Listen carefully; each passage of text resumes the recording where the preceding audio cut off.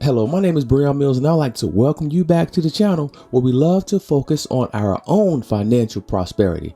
Now, there are so many questions surrounding the market. Is it time to buy? Should I sell everything or should I just stay put? Hopefully, by the end of this presentation, you will have a better understanding of the overall market and the market sentiment. Where, why, and what to do next is all covered in the following presentation. I hope you enjoy. Hey, what's up, family? I hope you guys are having a phenomenal start to your day. Now, something that's being brought up almost every single day is this a bear market? Are we at the bottom? Should we be buying the dip right here? What should I do next? Hopefully, by the end of this presentation, this will demystify some of the things that's going on in the market and how we can proceed forth to make better decisions about our financial future. Okay? Now, before we start, Warren Buffett said the stock market is a device for transferring money from the impatient to the patient. Wise words. I've definitely lost some money for being impatient in the market. I'm quite sure many of you have too. All right, now, number one, the news. Don't believe the news. The news is designed to play on your emotions, and that's pretty much what they do. They manipulate you into thinking one thing versus doing the other. Okay? Now, number one, one day they're going to come out here, they're going to spread fear. Oh, the market is selling off. We're going to expect another 30 to 40% in the market. Everything is tanking. We're selling. You have some people that's going to spread fear. And then the next day, people are going to come back here and they're going to spread optimism. Oh man, I think we're at the bottom. It isn't going to be as bad as we think it is. We're buying now, and you should be too. And then you're going to have another guy that's going to come back the next day, and they're going to be uncertain. So they're going to spread more uncertainty about the market. We don't know what could happen. We're just going to play it by ear, and we're going to continue just waiting on the indexes. We're going to continue waiting on, more data, more news, right? And so every day it's this manipulation of emotions. So you're going to have fear one day, optimism the next, and uncertainty following that day. And what happens? It's a hamster wheel effect. And so we as a people are being brainwashed, and we're on this hamster wheel, right? And it's a continuous, perpetual cycle. Fear, optimism, uncertainty. Fear, optimism, uncertainty. And what the quote says, I am starting to doubt the efficacy of this particular course of action. And so when you sit back and watch the market every day, you will continue seeing that as you listen to all of these people voice their opinions. Right now, something we need to understand, something we need to all realize is that no one knows when we are at the bottom. No one can predict when we are at the bottom. All right. So don't focus on if we are at the precise bottom of a market because no one knows. Now, who or what should we believe? The data. Right now, data will talk to us. And once we begin to understand certain data, it will give us a better indication of how we should proceed forth or what to expect going forward when it comes to the market and when it comes to the economy. Now, one of the most important forms of data is the Consumer Price Index. Now, when it comes to the Consumer Price Index, this is an index used that affects every American. Now, what they do is they have 8 major categories in which U.S. citizens or Americans spend their money: housing, apparel, transportation, education and communication, other goods and services, recreation, medical care, and food and beverage. So they come up with a cost, right, of how much all of this stuff is costing. And then they compare it on a monthly schedule, and they compare it based on previous years. And they take this information and they make a determination whether we are having inflation or deflation. Okay, it's just that simple. Now, I pulled this data from the Bureau of Labor and Statistics. Today is July, But ending in May, this is the unadjusted 12-month average compared to the previous year or the previous May of 2021. So when we take a look at all items, the consumer price index has a 8.6. So that means the average price of all goods, services, and products that the U.S. consumers use has increased on average 8.6%. Now, this is the largest year-over-year increase since 1981. Now, that's not a good sign. Now, let's take a look at food. The amount of money that we are paying for our food has increased over 10%. Let's take a look at fuel. Now, the fuel has increased 106%, a whopping 106% increase in our overall fuel costs. So not only is this something that we can see, this is something we can feel. So when we go to the stores and we buy food, we're paying 10% more. When we take a look at our fuel prices compared to May of last year, we're paying double. I'm used to spending $40 for a tank of gas. Now I'm spending $80 for a tank of gas. This isn't something that we see. This is something that we feel. All right. Used cars and trucks. You can't find used cars and trucks now. The price of used cars and trucks have increased over 16%. In homes. So remember, this is a national average. So you do have homes that was, average home in Atlanta that was going for $400 is now going for $600. And you also have homes in Detroit and all these other places that's selling for $6,000 or $7,000. So they averaging out the expensive home and the very inexpensive homes, and they determine that the overall increase in home prices are over 5.5%. All right, now, so we have this data. We know that the price of everything is going up. Now, what's going to happen as the price continues to go up? Right? Remember, higher costs of goods, services, and products mean we have less free money to spend. So as we pay more for housing, as we pay more for fuel, we're going to have less for transportation. We're going to have less for recreation, right? So we're going to have less for food and beverages. All right. Less eating out, less restaurants. These are the things that happen as inflation happens. Again, so what are we going to do, right? What are we going to do? So you have investor sentiment. Now, investors, they know exactly what's going on. They can see the writing on the wall. These hedge fund managers, these big Vanguard investment trust companies, they see exactly what's going on in the market. They have a gauge for what's going on. And a lot of times they're 6 to 8 months ahead of everyone else. Remember, the stock market moves 6 to 8 months ahead of everyone else. All right. So what can we do to position ourselves for success? We're going to pay attention to the technical charts.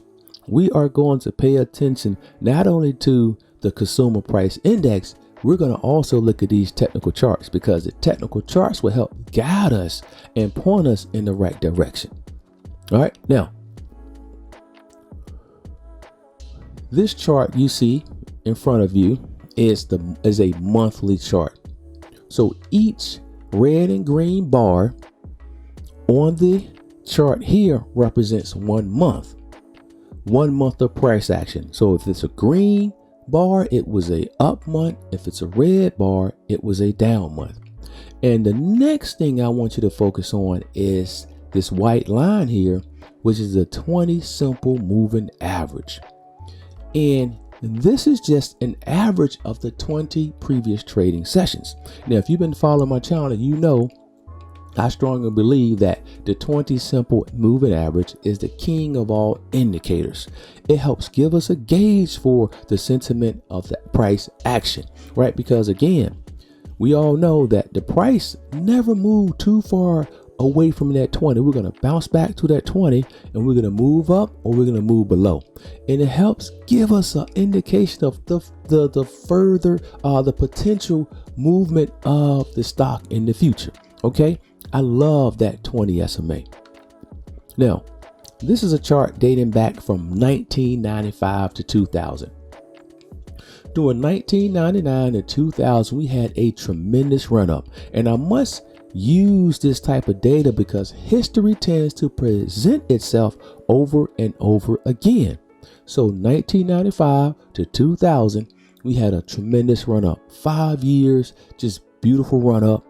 A lot of people are making a lot of money. Tons of money is being made in the market when it's consistently going up.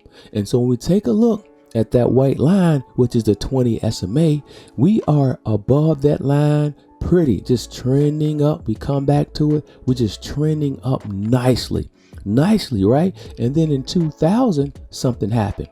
So what happened in 2000? We had the 2000 .com bubble. Now, if you're unfamiliar with the 2000 .com bubble, we had so many different websites popping up. The web was just going crazy. And a lot of these web design companies were overvalued. You may be familiar with one, AOL. I think it was just so much money being pumped and thrown into these websites because we knew that was the next wave.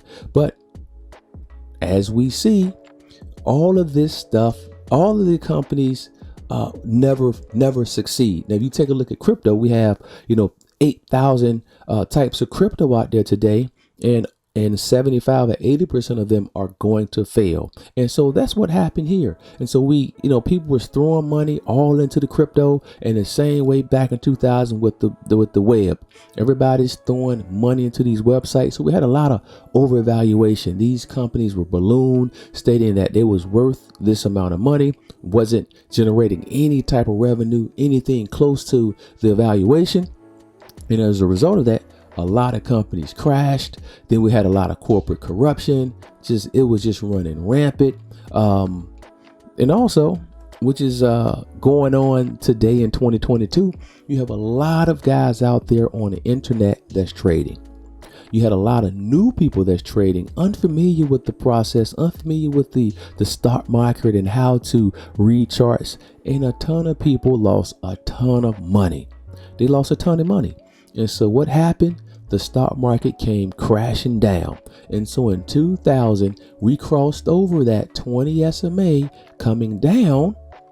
And what happened? We had 31 consecutive months of downward movement. Again, if in 2000, you understood technicals, you understood the chart, once we fall below that 20, there's a high possibility that we're going to have further downward movement, right? We're going to have a lot of downward movement once we fall below that 20 SMA. And then once we get this 45-degree angle, man, it's a lot of downward movement to the downside. Okay. Now, that was in 1995 to 2000. So once we recovered, we had a nice run up to 2007. And what do we have in 2007? We had the mortgage crisis. Again, history repeating itself. A guy that's making $7.50 an hour, and if he has a W-2, he could go to the bank and he can get approved for a $350,000 house. You get the adjustable mortgage. You're in that home for $800 a month. And then once your mortgage rate adjust, now you're going from $800 a month to $2,400 a month. You can't pay that bill, you walk away. And so we had millions of people do that. And so what happened? The banks collapsed, right? So we had the banks collapsing. We had the automobile industry collapsing. It was just a huge mess. And again, we had a nice run up. And then 2007, we tanked. And we tanked for 16 consecutive months. So we had 16 consecutive months of decline before we began to fight our way out of it, reverse, and fully recover and move to newer highs. Again, family, history repeats itself over and over again. Now, from January to March 2020, this was a very, very important time for us, because a lot of things that occurred during this time is one of the reasons why we are in our current situation in 2022. So we all know what happened in March 2020. We had the COVID pandemic. Jobs shut down. The country shut down. It was just a huge, just traumatic experience for us throughout the whole entire world, not even a country. And what happened, right? And so you have so many people out of work, restaurants closing down. In a lot of states, restaurants were closing down. They weren't allowed to serve people. And, a lot of businesses went belly up.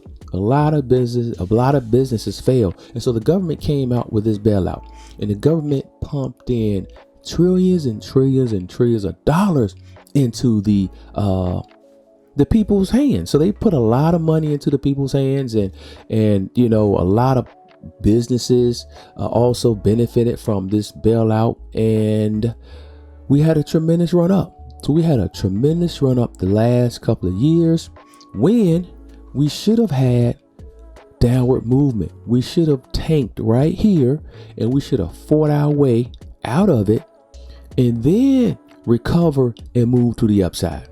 But again, the government bailed us out. They created, tremendous amounts of debt for the country, and it put us in a really bad situation.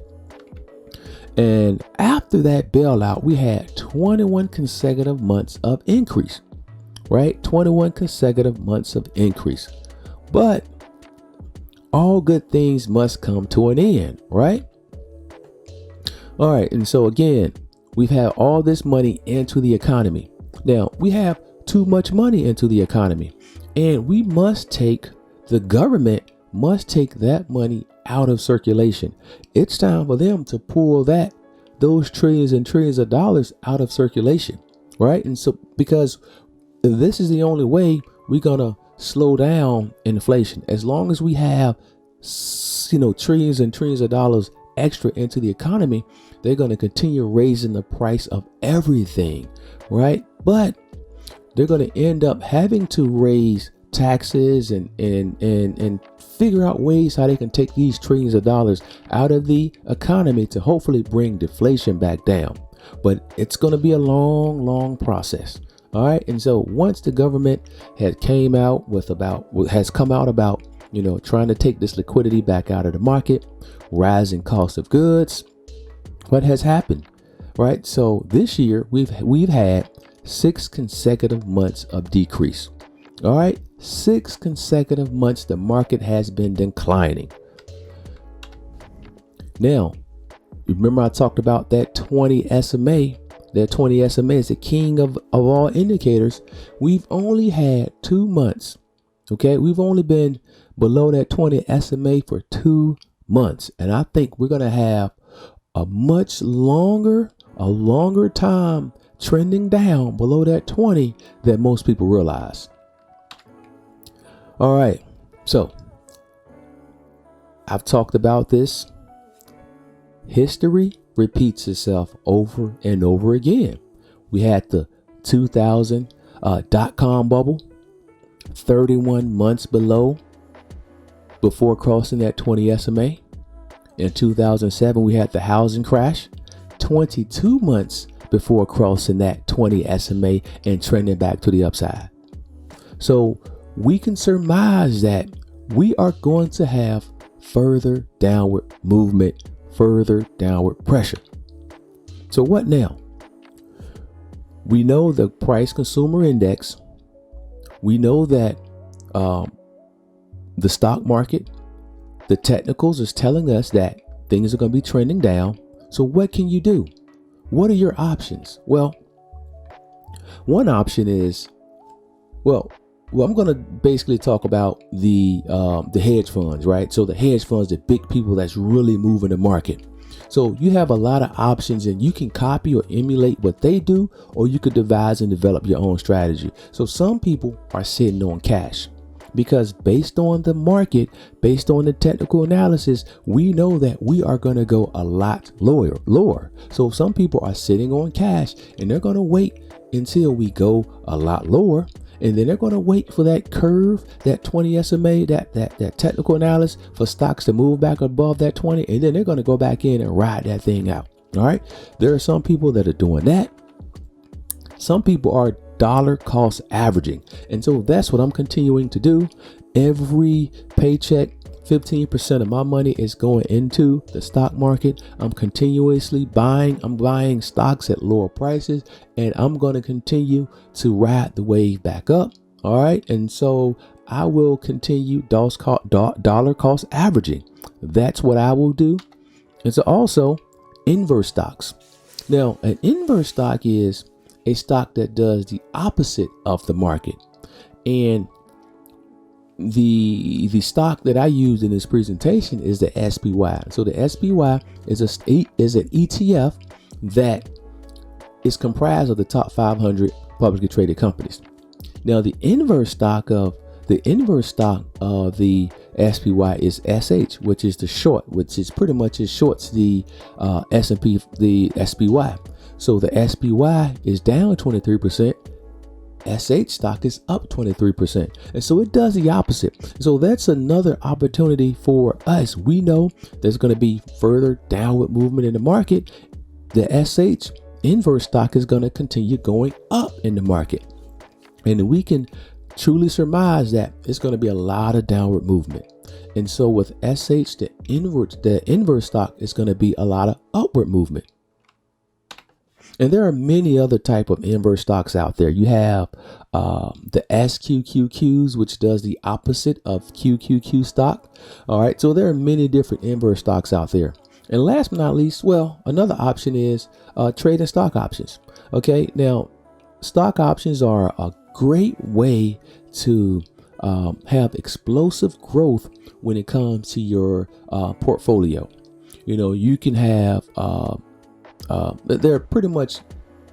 there are a lot of different strategies that you can use when it comes to trading stock options. But for me, it's simple.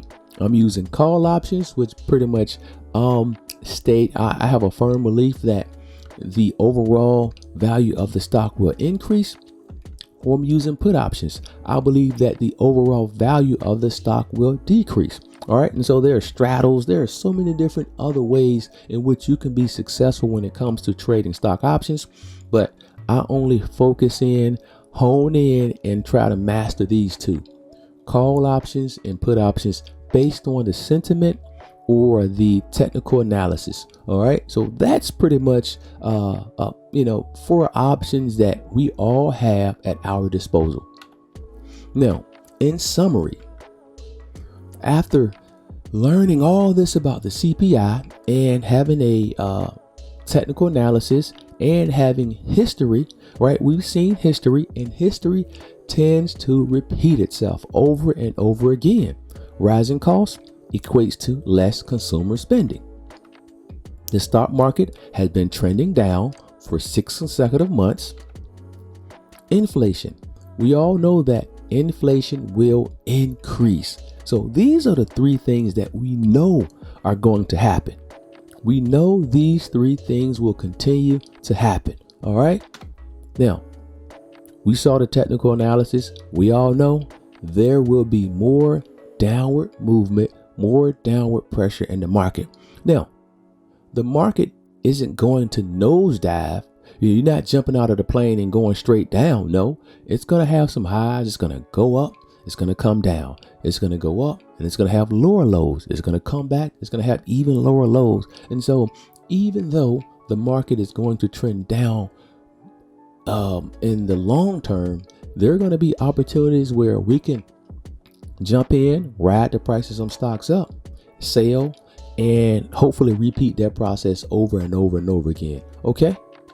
Now, that's all I have for you guys today. I hope you guys enjoyed the presentation.